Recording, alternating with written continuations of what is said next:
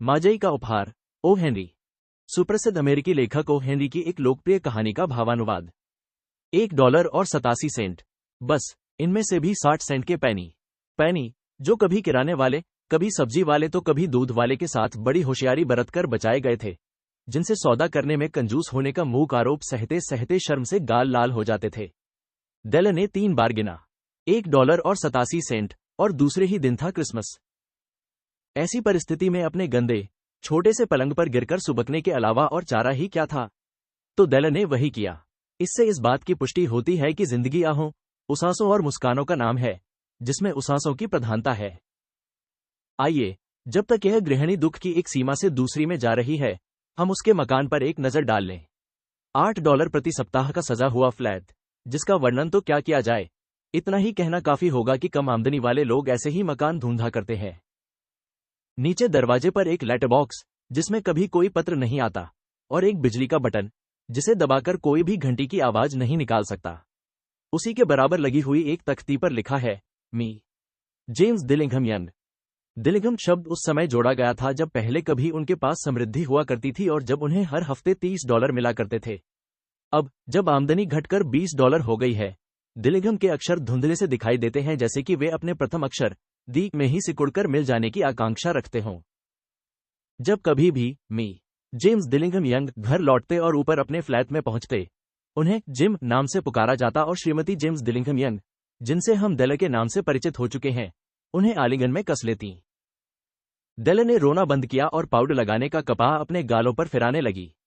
वह खिड़की के पास खड़ी हो गई और मकान के पिछवाड़े अहाते में घूमती हुई सफेद बिल्ली को यूं ही देखती रही। कल क्रिसमस का दिन है और उसके पास केवल $1.87 है, जिनसे वह जिम के लिए उपहार खरीद सके। कितने महीनों से वह एक एक पैनी करके पैसे बचा रही है और उसका यह नतीजा। एक हफ्ते में $20 से होता ही क्या है। खर्चा उसके अंदाज से कुछ ज्यादा ही हो गया था। ऐसा हमेशा ही होता आया है। जिम के लिए उपहार खरीदने को केवल $1.87। उसका प्यारा जिम, उसके लिए कोई बढ़िया उपहार लाने की योजना बनाने में उसने कितनी सुखद घड़ियां बिता दी थीं। कोई बढ़िया, अनूठी और कीमती चीज, कुछ ऐसी जो जिम के पास रहने का सौभाग्य पाने की योग्यता रखती हो। कमरे की 2 खिड़कियों के बीच बड़ा सा दर्पण था। शायद आपने $8 वाले कमरे में कभी बड़ा दर्पण देखा हो।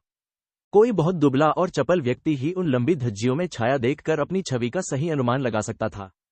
डेल भी दुबली होने के कारण इस कला में निपुण थी। एकाएक खिड़की से घूमकर वह दर्पण के सामने जा खड़ी हुई। उसकी आंखें चमक रही थीं, लेकिन उसके चेहरे से 20 सेकंड में ही रंग उड़ चला।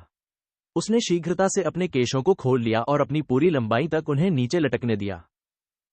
तो जेम्स दिलिंघम यंग के स्वत्वाधिकार में 2 वस्तुएं थीं, जिन पर दोनों को बहुत गर्व था। एक थी जिम की सोने की घड़ी, जो कभी उसके पिता और दादा के पास भी रह चुकी थी। दूसरे थे डेल के केश। अगर सड़क के उस पार वाले फ्लैट में स्वयं शैबा की रानी भी रहती तो उसके हीरे, जवाहरातों और उपहारों को नीचा दिखाने के लिए डेल अपने केशों को सुखाने के बहाने किसी दिन खिड़की से बाहर जरूर लटकाए रखती। और अगर बादशाह सालोमन भी वहां अपने खजाने का ढेर लगाकर द्वारपाल की तरह खड़े होते तो सिर्फ ईर्ष्यावश उनका दाढ़ी नोचना देखने के लिए, जितनी बार जिम उधर से निकलता, अपनी घड़ी निकालकर समय जरूर देखता। अब डेल के खूबसूरत केश भूरे पानी के झरने की तरह चमकते हुए लहरा कर लटक रहे थे। वे उसके घुटनों से भी नीचे पहुंचते थे और किसी हद तक उसके लिए पोशाक का काम दे रहे थे। और तब उसने निराशा से शीघ्र ही उन्हें वापस बांध लिया। एक क्षण के लिए वह सिहर उठी, फिर चुपचाप खड़ी रही और उसकी आंख से 1 या 2 बूंद आंसू फटी पुरानी लाल दरी पर बिखर गए। उसने अपना पुराना लाल जैकेट पहना और उसी रंग का हैट लगाया। अपनी स्कर्ट को एक घुमाव देकर, आंखों में अभी तक वही तेज चमक लिए, वह शीघ्रता से दरवाजे से बाहर निकली और सीढ़ियां उतरकर बाहर सड़क पर आ गई। जहां वह पहुंची, वहां लिखा था, मैडम सोफ्रोनी, सभी प्रकार के केश प्रसाधनों की विक्रेता। डेल लपककर एक मंजिल जीना चढ़ गई और हांफते हुए अपने आप को संभालने लगी। दुकान मालकिन एक बहुत गोरी और मोटी महिला थी। डेल ने पूछा, क्या आप मेरे बाल खरीद सकती हैं? महिला ने कहा, क्यों नहीं, यही तो हमारा धंधा है। जरा अपना हैट हटाकर मुझे आपके बालों पर एक नजर डालने दीजिए। डेल ने हैट हटाया तो भूरे केशों का झरना उमड़ पड़ा।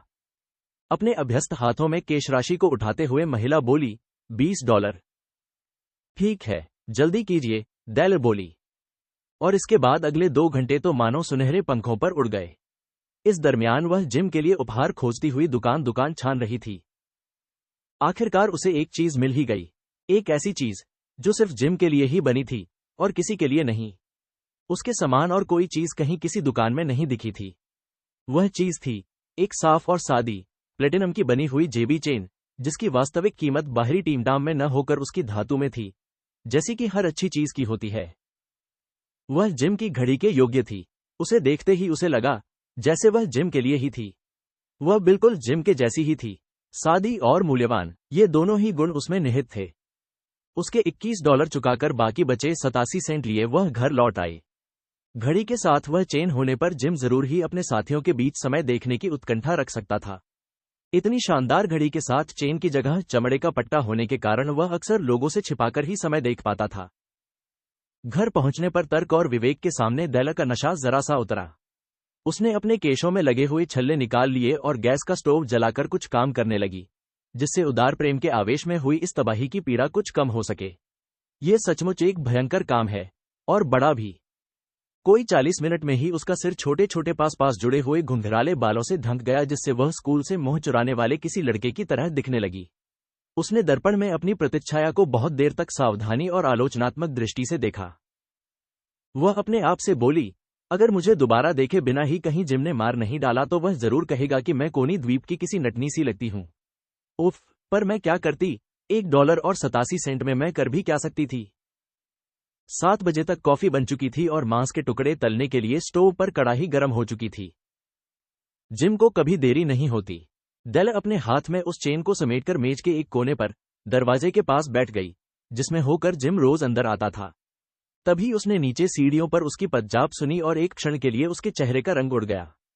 रोजमर्रा की साधारण बातों के लिए भगवान से प्रार्थना करना उसकी आदत थी, और तभी उसके होठों से निकला, भगवान, उसे ऐसी मति देना कि वह अब भी मुझे सुंदर समझे।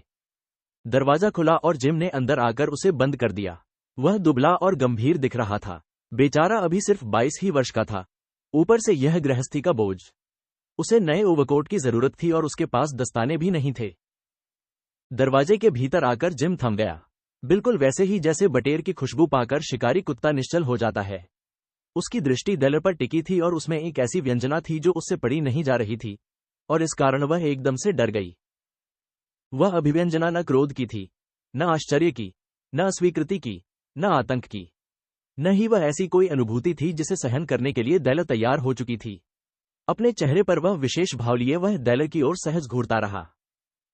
डेलर छटपटाकर मेज से उतरी और उसके पास गई। रुआसी होकर कहने लगी, मेरे प्यारे जिम, मेरी तरफ इस तरह मत देखो। मुझे अपने बाल बेच देने पड़े क्योंकि तुम्हें उपहार दिए बिना मैं ये क्रिसमस काट नहीं सकती थी। बालों का क्या, ये तो घर की खेती है, फिर उगाएंगे। तुम बिल्कुल चिंता मत करो जिम, मेरे बाल बहुत तेजी से बढ़ते हैं। क्रिसमस मुबारक जिम, हमें खुश होना चाहिए। तुम्हें पता नहीं मैं तुम्हारे लिए कितनी अच्छी, कितनी सुंदर भेंट लाई हूं। क्या तुमने अपने बाल कटवा लिए? जिम ने काफी प्रयत्न करते हुए पूछा, जैसे बहुत विचारने के बाद भी वह उस प्रत्यक्ष सत्य तक न पहुंच पाया हो। हाँ, कटवाए भी और बेच भी दिए। डेल ने कहा, क्या तुम मुझे पहले की तरह नहीं चाहते? बालों के बिना भी मैं तो वही हूं, क्यों? जिम ने जिज्ञासाभरी दृष्टि से कमरे में चारों ओर देखा, फिर मूर्खों की तरह बोला, तुम कहती हो तुम्हारे बाल चले गए। डेल बोली, तुम उन्हें मत ढूंढो, उन्हें बेच दिया और चले भी गए। क्रिसमस की शाम है जिम, मुझे माफ कर दो, क्योंकि मैंने उन्हें तुम्हारे लिए ही बेचा है। फिर एकाएक गंभीर स्वर में मिठास भरकर वह कहने लगी, शायद मेरे सिर के बाल गिनती के थे, किंतु तुम्हारे प्रति मेरे प्यार का कोई अंदाजा नहीं लगा सकता। क्या मैं तुम्हारे लिए पकौड़ियां बनाऊं जिम? जिम जैसे बेहोशी से जागता हुआ सा लगा। उसने डेलर को छाती से लगा लिया। अपने ओवरकोट की जेब से जिम ने एक पैकेट निकाला और उसे मेज पर फेंक दिया। बोला, मुझे गलत मत समझना डेलर, दुनिया की कोई भी चीज, चाहे वह बाल कटाना हो या और कुछ, तुम्हारे प्रति मेरे प्यार को कम नहीं कर सकती। लेकिन अगर तुम इस पैकेट को खोलोगी तो तुम्हें मालूम होगा कि पहले तुम्हें देखकर मैं क्यों स्तब्ध रह गया था। उसकी सफेद अंगुलियों ने चपलता से उस कागज और डोरी को तोड़ा। पैकेट खुलते ही उसके मुंह से एक उल्लास भरी चीख निकली, किंतु अगले ही क्षण ये क्या हुआ? सहसा सब कुछ नारीसुलभ सिसकियों और आंसुओं के सैलाब में तब्दील हो गया, जिसे रोकने में गृहस्वामी को अपनी सारी तरकीबें काम में लानी पड़ी। क्योंकि मेज पर बिखरा था कंघे कंघियों का एक संग्रह, मांग में लगाने के और पीछे लगाने के। जिन्हें बाजार में बड़ी दुकान की खिड़कियों से देखकर पाने के लिए डेल ने कई दिनों तक भगवान से प्रार्थना की थी। सुंदर सुंदर कंघे, खालिस कछुए की हड्डी के, जिनके गोल किनारों पर जड़े हुए नग उन विलीन हो चुके केशों के रंग पर फबते थे। वह जानती थी कि वे बहुत कीमती थे और उसका निराश हृदय केवल उनकी चाहना भर कर सकता था। और अब वे उसके थे, किंतु वे घुंघराले बाल, जो उनसे सजने की आकांक्षा रखते थे, अब जा चुके थे। डेल ने उन कंघों को छाती से चिपका लिया और धीरे से अपनी डबडबाई आंखों को ऊपर उठाकर मुस्कुराते हुए बोली, जिम, मेरे बाल बहुत जल्दी बढ़ते हैं। जिम ने अभी तक उसके उपहार को देखा नहीं था। उसने उत्सुकता से अपनी खुली हथेली पर रखकर उसे जिम के सामने बढ़ा दिया। उस अमूल्य जड़ धातु में जैसे उसकी उज्ज्वलता और उत्कट चेतना चमक रही थी। बढ़िया है कि नहीं, जिम? मैंने इसके लिए सारा शहर छान मारा। अब तुम दिन में 100 बार घड़ी देखा करोगे। जरा अपनी घड़ी तो देना, देखो तो यह उस पर कैसी लगती है। किंतु घड़ी निकाल कर देने के बजाय जिम बिस्तर पर लुढ़क गया और दोनों हाथों पर सिर को टिकाकर मुस्कुराने लगा। जिम बोला, डेलर, इन क्रिसमस उपहारों को अभी अलग रख दो। अभी ये हमारे काम आने के लिए कुछ ज्यादा ही अच्छे हैं। तुम्हारे कंघे खरीदने के लिए पैसों का इंतजाम करने की खातिर मैंने घड़ी बेच दी है। अब तुम अगर पकौड़ियां बनाओ तो कैसा रहे? अनुवाद, स. क. शर्मा।